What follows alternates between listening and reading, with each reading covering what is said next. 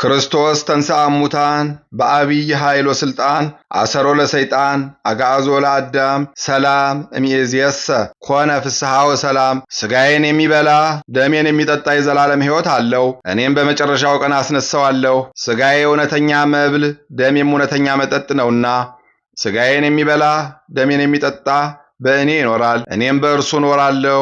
የዮሐንስ ወንጌል ምዕራፍ 6 ከቁጥር 53 እስከ 56። በስመ አብ ወወልድ ወመንፈስ ቅዱስ አሃዱ አምላክ አመሰዱሱ ለግንቦት በዛቲ ዕለት ኮነ ሰማዕተ ቅዱስ አባ ይስሐቅ እምሀገረ ዳፍራ እምደቡበ ግብፅ። አንድ አምላክ በሚሆን በአብ በወልድ በመንፈስ ቅዱስ ስም ግንቦት 6 በዚች ቀን ከግብፅ ደቡብ ዳፍራ ከሚባል አገር የከበረ አባ ይስሐቅ ምስክር ሆኖ አረፈ። ለዚህ ቅዱስ በሌሊት ራእይ የእግዚአብሔር መልአክ ተገልጾለት የሰማዕትነት አክሊል ትቀበል ዘንድ ጣዋ ወደሚባል አገር ሂድ አለው።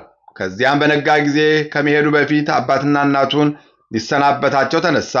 ሁለተኛም የእግዚአብሔር መልአክ መጥቶ ከሀገሩ እስካወጣውና ሀገረ ጣዋ እስከደረሰ ድረስ እነርሱ በላዩ እያለቀሱ አልለቀቁትም። በደረሰ ጊዜ መኮንኑ በዚያ በውሽባ ቤት አገኘው። ከዚያም በወጣ ጊዜ በክብር ባለቤት በጌታችን በኢየሱስ ክርስቶስ የማምን እኔ ክርስቲያን ነኝ ብሎ በመኮንኑ ፊት በግልጽ ጮኸ። ከኒቂዮስ ሀገርም እስከሚመለስ ቅዱሱን ወስዶ እንዲጠብቀው ከወታደሮቹም አንዱን አዘዘው። ከዚያም በወታደሩ ጋር ቅዱስ ይስሐቅ አልፎ ሲሄድ በመንገድ ዳር የተቀመጠ አንድ ዕውር የእግዚአብሔር ቅዱስ ሆይ ይቅር በለኝ፣ ዓይኖቼንም አድንልኝ ብሎ ለመነው። አባ ይስሐቅም የክብር ባለቤት ጌታችን ኢየሱስ ክርስቶስን ስለዚያ ዕውር ለመነው። ያን ጊዜም ዓይኖቹ ተገለጡ። ይህንንም ድንቅ ተአምር ወታደሩ አይቶ የክብር ባለቤት በሆነ በጌታችን በመድኃኒታችን በኢየሱስ ክርስቶስ አምኖ የክርስቲያን ወገን ሆነ። መኮንኑም በተመለሰ ጊዜ ያ ወታደር በመኮንኑ ፊት የክብር ባለቤት በሆነ በጌታችን በኢየሱስ ክርስቶስ በመታመን ሰማዕት ሆኖ አክሊል ተቀበለ። ከዚህም በኋላ መኮንኑ ቅዱስ ይስሐቅን ጽኑ ሥቃይ አሰቃይቶ ወደ ሀገረ ብህንሳ ሰደደው። በዚያም አሰቃዩት። በመርከብም ሲወስዱት የጽዋ ውሃን ለመናቸው። ከቀዛፊዎቹም አንድ ዓይኑ የታወረ ውሃን በጽዋ ሰጠው። የከበረ ይስሐቅም ያን ውሃ በላዩ ረጨ። ዓይኑም ድና እንደሌላይቱ ሆነች። ጽኑ ሥቃይን የሚያሰቃዩት የብህንሳ ሀገር ሰዎችም ይህን ድንቅ ሥራ ባዩ ጊዜ ወደ መኮንኑ ወሰዱትና ብትገድለውም ብትተወውም አንተ ታውቃለህ አሉት። መኮንኑም ራሱን በሰይፍ እንዲቆርጡት ወዲያውኑ አዘዘ። የከበረች ራሱንም ቆረጡት። የምስክርነት አክሊልንም ተቀበለ። በዚያም ምዕመናን ሰዎች ነበሩ። የአባ ይስሐቅም ሥጋው በሰረገላ ጭነው በበሮች እየሳቡ ዳፍራ ወደ ተባለ ሀገር አደረሱት። ያሻግሩትም ዘንድ መርከብ ባላገኙ ጊዜ ተሸክመው አሻግረው ወደ ቤቱ አደረሱት። ቤቱንም አፍርሰው በስሙ ቤተክርስቲያን አድርገው ሰሯት። ሥጋውንም በውስጡ አኖሩ። ከእርሱም የሚያስደንቁ ብዙ ተአምራቶች ተገለጡ። ለእግዚአብሔር ምስጋና ይሁን። እኛንም በዚህ በእውነተኛ ምስክር ጸሎት ይማረን፣ በረከቱም ከኛ ጋር ትኖር ለዘላለሙ አሜን። በዚች ቀን የእስክንድርያ ቄስ የከበረ አባት አባ መቃርስ አረፈ። ይህም ቅዱስ በአባቱ በሚቀድመው በታላቁ በክቡር አባ መቃርስ ዘመን ለአስቄጥስ ገዳም አባት ሆኖ ብዙ ትሩፋትን ሰራ። ስለ እርሱም እንዲህ ተባለ። አንዲት ዘመሚት ነክሳው ገደላት። ከዚህ በኋላ ተጸጽቶ ነፍሱን ገሰጻት። ስለ ዘመሚቷም ሞት በበረሃ ወዳለ ወንዝ ወርዶ ሥጋውንም ለዘመሚት ገልጦ እንደ ዝልጉስ እስኪሆን በዚያ 6 ወር ኖረ። ከዚያ በኋላም ወደ በዓቱ ተመለሰ። መቃብርም እንደሆነም ማንም አላወቀም።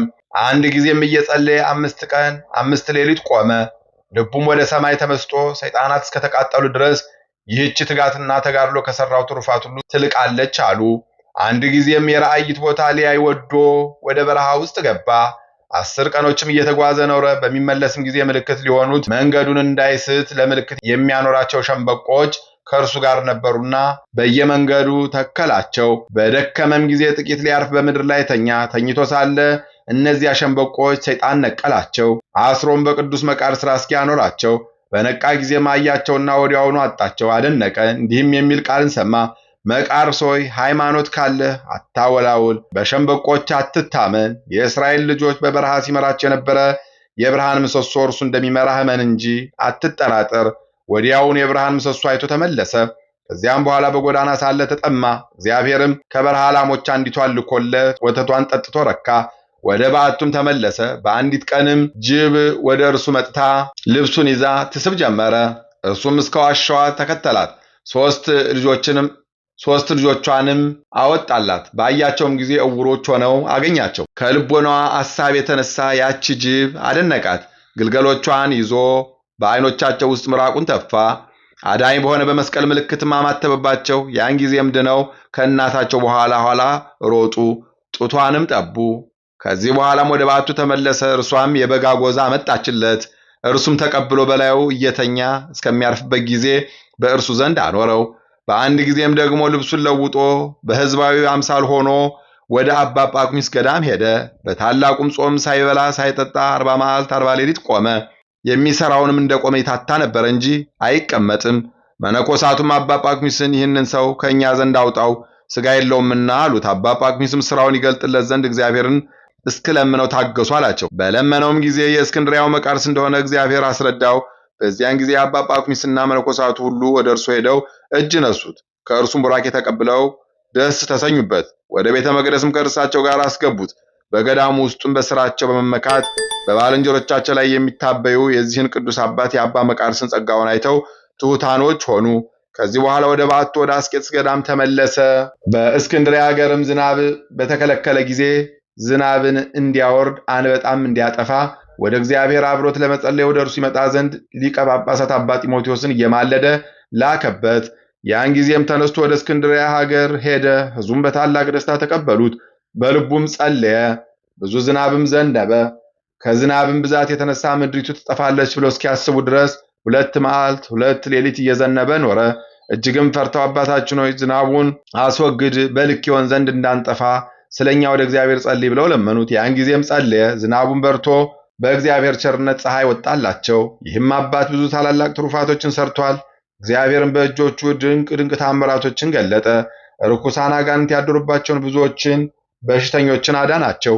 ይህ አባትም የሰራቸው በጎ ስራዎች ሊቆጥሯቸው የሚችል የለም። አንድ ሰው በጎ ስራ እንደሰራ የሰማ እንደሆነ ሰውየው እንደሰራው እስከሚሰራ አይተኛም። የክብር ባለቤት ስለሆነ ስለ ጌታችን ኢየሱስ ክርስቶስ ሥጋና ደም ክብር ምራቁን ሳይተፋ 60 ዓመት ኖረ። 100 ዓመት በሆነውም ተጋድሎውን በፈጸመ በኋላ በበጎ ሽምግልና አረፈ። ለእግዚአብሔር ምስጋና ይሁን። እኛንም በዚህ ጻድቅ ጸሎት ይማረን፣ በረከቱም ከኛ ጋር ለዘላለሙ ትኖር አሜን። በዚህች ዕለት የቅዱስ ኤስድሮስ አባት በእንደላኦስ በምስክርነት አረፈ።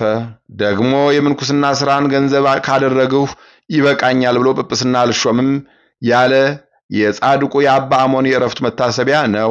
በረከታቸው ከኛ ጋር ትኖር ለዘላለሙ አሜን። በዚህች ቀን ቅድስት ዲላጊ ከ4 ልጆቿ ጋር ምስክር ሆና አረፈች። እነርሱም ሱርስ፣ ህርማን፣ የአፋ ናቸው። ይህች ቅድስት በክብር ባለቤት ክርስቶስ ሃይማኖት የጸናች ናት። መኮንኑም ማርያኖስ ሀገረ እስና በደረሰ ጊዜ ልጆቿን እየነዳች ተቀበለችው። በፊቱም ቁማ አርያኖስ ሆይ ሰማይና ምድርን በውስጣቸው ያለውን በፈጠረ በክብር ባለቤት ኢየሱስ ክርስቶስ የማመን ክርስቲያን ነኝ አለችው። ልጆቿም ወደ እርሷ እንደ እርሷ እኛ ክርስቲያን ነን እያሉ በግልጽ ጮኹ። መኮንኑም ሰምቶ ቁጣን ተመላ፣ ራሳቸውንም በሰይፍ ቆረጠ። ምስክርነታቸውን ፈጽመው ነፍሶቻቸውን ወደ ክብር ባለቤት ወደ ኢየሱስ ክርስቶስ መላእክት ወሰዱ። በረከታቸው ከኛ ጋር ትኖር ለዘላለሙ አሜን። በዚህች ዕለት ደግሞ ንጽሕናን፣ ቅድስናን፣ ድንግልናን ገንዘብ ያደረገች ታራሚት ሰሎሜ አረፈች። ይህችም ቅድስት ወረብ ከሚባል ሀገር ናት። ወላጆቿም እግዚአብሔርን የሚፈሩ ናቸው። በበጎ አስተዳደግም አሳድገዋታል። ባደገችም ጊዜ እርሷ ሳትፈቅድ አንድ መኮንን አጭቶ በሰርግ አገባት። ያን ጊዜም አምላካዊ ኃይል ከልክሎት ወደ እርሷ መቅረብ አልቻለም፣ አባለ ዘሩ ተቀስፏልና። በእንደዚህም እያለች ራሷን ሰውራ በሌሊት ሄደች። በእግዚአብሔር ኃይልም አመለጠች። ቅዱሳን ባሉበት ሁሉ በመዞር በጾም በጸሎት ተወስና እውነተኛ መንገድን ጌታ ይመራት ዘንድ በቀንና በሌሊት ስትማልድ ኖረች። ጌታችንም ልመናዋን ሰምቶ ወደ ደብረ ሊባኖስ ገዳም አደረሳት። የመላእክት የሆነ አልባሰ ምንኩስናን በአባ ዮሐንስ ከማዕጅ ለብሳ የሰውን ልብ የሚያስደነግጥ ጽኑ ገድልን ተጋደለች። በጾም በጸሎት በተመሰገነ ገድል ሁሉ የፍጹማን አባቶች ጎዳና ተጓዘች። በመጽሐፈ ገድሏ እንደተጻፈ ብዙዎች ድንቆች ታምራቶችን እስከማድረግ ደርሳ ከዚህም በኋላ በሰላም አረፈች። ለእግዚአብሔር ምስጋና ይሁን። እኛንም በጸሎቷ ይማረን፣ በረከቷም ከኛ ጋር ትኖር ለዘላለሙ አሜን። በዚህች ዕለት ገድሉን በሰይፍ የፈጸመ የከበረ አባት አባ ደናሲዮስ አረፈ። እግዚአብሔርም በጸሎቱ ይማረን ለዘላለሙ አሜን። አንድ አምላክ በሚሆን በአብ በወልድ በመንፈስ ቅዱስ ስም ግንቦት 7 በዚች ቀን ለአባቶች ሊቃነ ጳጳሳት 20ኛ የሆነ የከበረ አባት የእስክንድርያ ሊቀ ጳጳሳት ሐዋርያዊ አትናቴዎስ አረፈ። ምስጋና ይሁን ለአብ ለወልድ ለመንፈስ ቅዱስ አንድ አምላክ በሚሆን ዛሬም ዘወትርም ለዘላለሙ አሜን።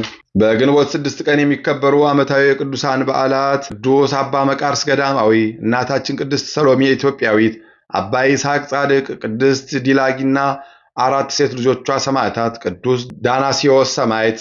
ቅዱስ በንደላኦስ ሰማዕት የታላቁ ኤስድሮስ አባት፣ አባ አሞን ጻድቅ ጵጵስናን አልፈልግም ብሎ የሸሸ አባት። ወርሃዊ በዓላት ቅድስት ደብረ ቁስቋም አባታችን አዳምና እናታችን ሔዋን፣ አባታችን ኖኅና እናታችን ሀይከን፣ ቅዱስ ኤልያስ ነቢይ፣ ቅዱስ ባስልዮስ ዘቂሳርያ፣ ቅዱስ ዮሴፍ አረጋዊ፣ ቅድስት ሰሎሜ፣ አባ አርከስሉስ፣ አባ ጽጌ ድንግል፣ ቅድስት አርሴማ ድንግል። ሥጋዬን የሚበላ ደሜን የሚጠጣ የዘላለም ሕይወት አለው፣ እኔም በመጨረሻው ቀን አስነሳዋለሁ። ሥጋዬ እውነተኛ መብል ደሜም እውነተኛ መጠጥ ነውና ሥጋዬን የሚበላ ደሜን የሚጠጣ በእኔ ይኖራል፣ እኔም በእርሱ እኖራለሁ።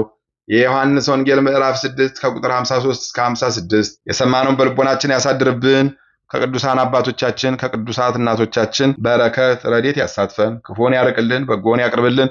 የተሻለውን ነገር በቸርነቱ ያዘጋጅልን። በጸሎታቸው አስቡን አትርሱን ያሉትን በያሉበት በየስማቸው በያሉበት ያስብልን።